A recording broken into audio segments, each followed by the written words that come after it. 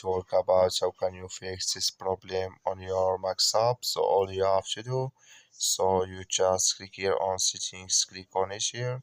When you just click here on settings, it's going to show for you list like this here. Then all you have to do, so you just go down here, you keep going down, then you click here on apps, then you come to apps list here, then here you're looking for Max app or just click on search, then here add Max app, it's going to show for you like this, click on it.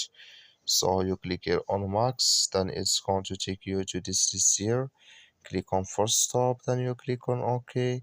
So then you go down, just click here on storage, come to storage list here, just click here on clear cache, then all you have to do, so you just restart your phone, install it again, then it's going to work with you. That's all you have to do. Thank you for watching. Don't forget to support us by liking, subscribe.